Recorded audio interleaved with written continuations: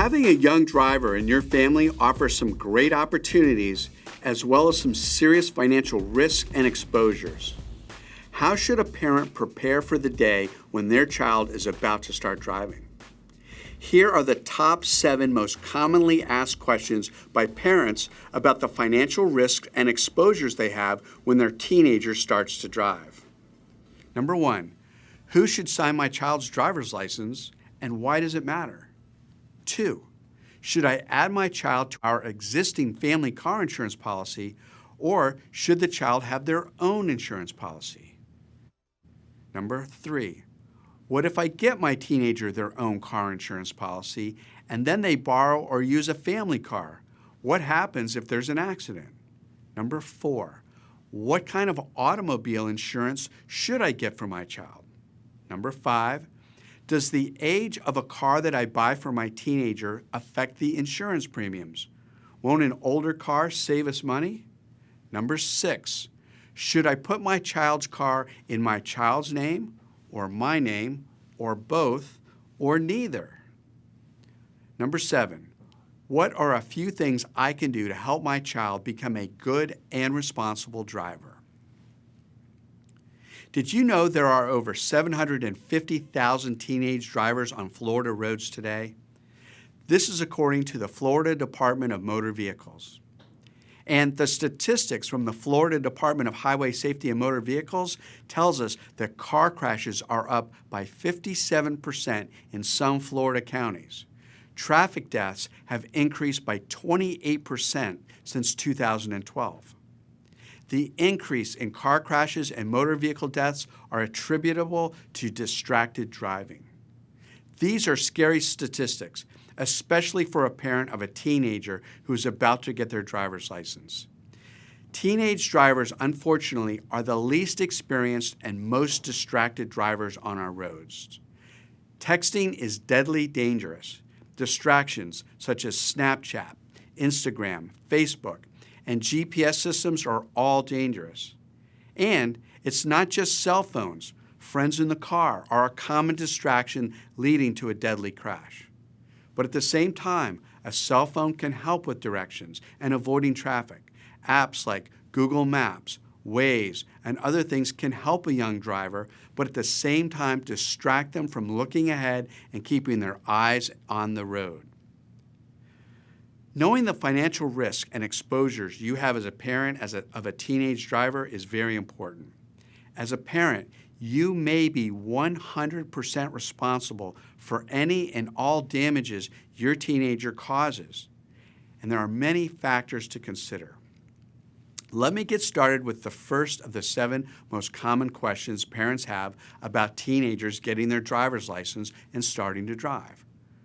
Question 1 is, who should sign my child's driver's license and why does it matter? Okay, here is the real deal. The parent who signs the child's driver's license is on the hook and equally responsible for any and all damages the child may cause while operating a motor vehicle until their child's 18th birthday. This is the Florida law. The parent who takes their child to the DMV to get the child's driver's license and signs on the child's driving permit becomes 100% liable for any and all injuries, damages, deaths, property damage that their young driver may cause up until the child becomes an adult. So which parent signs the driver's license is something to consider. Question 2. Should I add my child to our existing family car insurance policy, or should the child have their own policy? The bottom line is this. You should keep your child on your family car insurance policy. Yes, I know, you may be shocked at the increase in price when you add a child.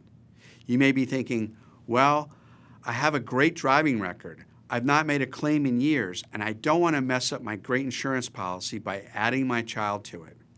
But as I go down the list, it will become clear why you should add your child to your existing automobile insurance policy.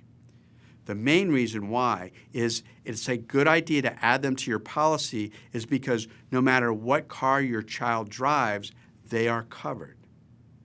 Question 3. What if I get my teenager their own car insurance policy? This sounds like a good idea at first, but here's the danger. When you get a separate car insurance policy for your child, and then for some reason, like their car breaks down, or they have to borrow the family car to get to school, work, or anything, and they have a wreck in your family car, well, your family policy will say that your child was excluded from your policy, and therefore the family insurance policy will not pay 1 cent for any damage.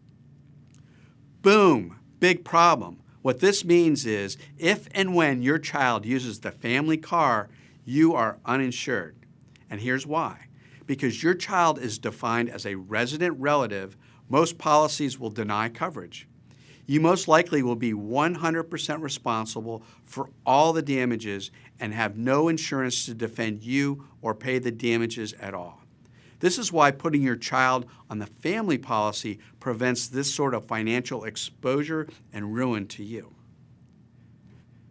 Question 4. What kind of automobile insurance should I get for my child? You need to know that mandatory minimum insurance coverage is not enough. And sometimes people, even insurance agents, call mandatory minimum insurance, quote, full coverage. This is a huge misstatement. Mandatory minimum insurance is required in Florida is a joke. The law says the owner of a vehicle must have, at a minimum, $10,000 worth of property damage insurance, which will pay to fix other people's cars or property. And in addition to the property damage, the policy must have $10,000 of PIP or no-fault insurance. To be clear, that is all the insurance is required by law in Florida, property damage and PIP. PIP or no-fault insurance, for the most part, is medical bill insurance to pay the first $10,000 of medical bills to the people in the car if they are injured. So if you buy the minimum insurance for yourself, your family, or your child, and there's a serious crash, then your insurance will only pay the first $10,000 of property damage and $10,000 worth of medical bills for the occupants of your car, and that's it. Here is what will not be paid with the full coverage mandatory minimum scenario. Your insurance company will not pay for any property damage over $10,000. And how much do cars cost these days? If your child is involved in a crash that is their fault and they damage another person's vehicle and it is an expensive one, well, your insurance company will pay out the first $10,000 and you will likely be responsible for everything else. You may think, well, okay, my child T-boned that expensive car and totaled it, but the other person has good collision insurance and that person will be paid for their loss to their car. And my insurance company will pay some, so in the end it'll all work out. But here's the catch. The insurance company who paid to replace that expensive car, well, they may file a lawsuit against you and your child to recover the amount they paid to fix their insured's vehicle. This is called the right of subrogation. And here's what else won't be paid if your child is at fault for a serious crash. Your insurance company won't pay a penny for the injuries that were caused by your child to other people. For example, what if your child makes a simple mistake and crashes and causes a brain injury to someone or a spinal injury? The list of serious injuries can go on forever. The damages may reach into the millions of dollars. My point here is get bodily injury insurance to protect you, to protect your child, and to protect your family from financial ruin that can easily be caused by a moment of distraction by a young driver. What insurance does, what do you get for your premiums? What are you paying for? There are two things, indemnity and defense. What is indemnity? Well, this is the amount of the insurance company agrees to pay for a loss. This is basically the policy limits. It's sort of like buying sugar. You can buy as much as you want, but you only get as much as you pay for. So indemnity is the amount of coverage you purchase. The second thing you are paying for is a defense.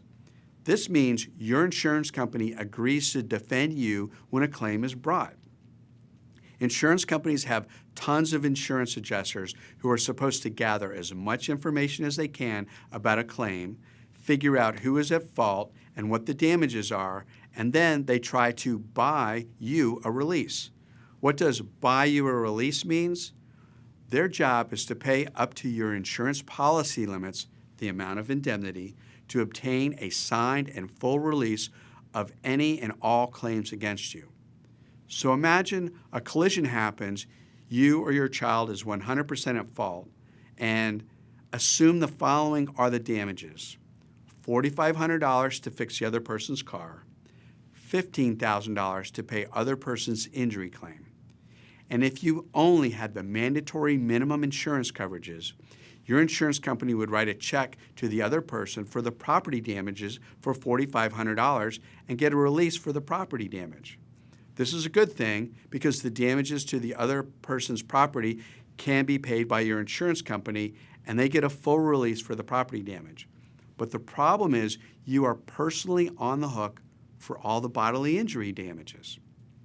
So one thing you may think is, well, heck, me and my child don't have anything to go after. If we don't pay the bodily injury damage, nothing bad will happen because no good personal injury lawyer will sue us because we don't have any money to collect. Well, that sounds pretty good, right? You're not a target since you're not worth suing. However, let me tell you about uninsured motorist insurance. This is the most important insurance you can buy.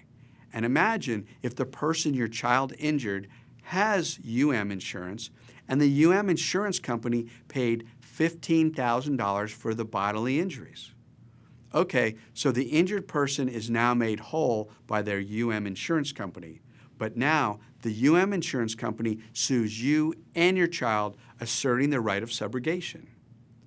Why this happens is because the insurance company that paid their insured the full amount of their damages has the right to sue any at-fault party to get their money back. So one day, you and your child each are served with a lawsuit in which the company suing you is the uninsured motorist car insurance company. And they sue you and your child to get back their $15,000. And when you notify your insurance company, they say, hey, too bad. We don't defend you. You are on your own because you did not pay for bodily injury insurance.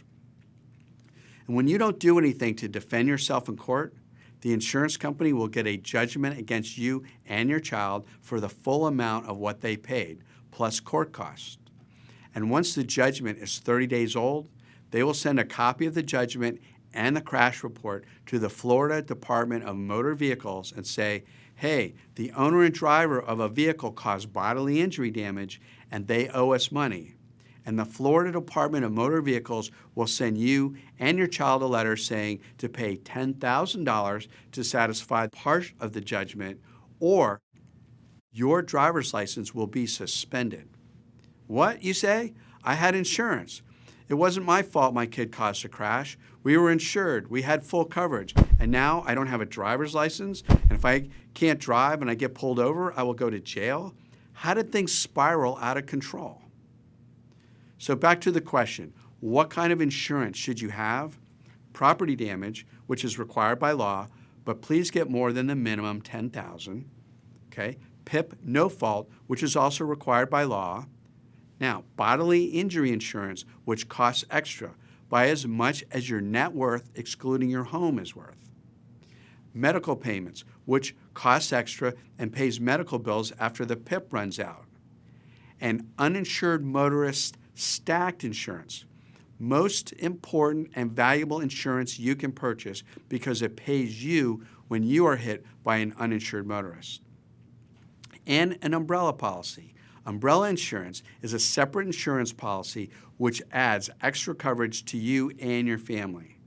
Then, add uninsured motorists to your umbrella policy. If you can afford an umbrella policy, it does not cost much more to add to your umbrella. This is the gold standard of coverage. You will need to fully protect yourself, your child, and your family's financial future from ruin.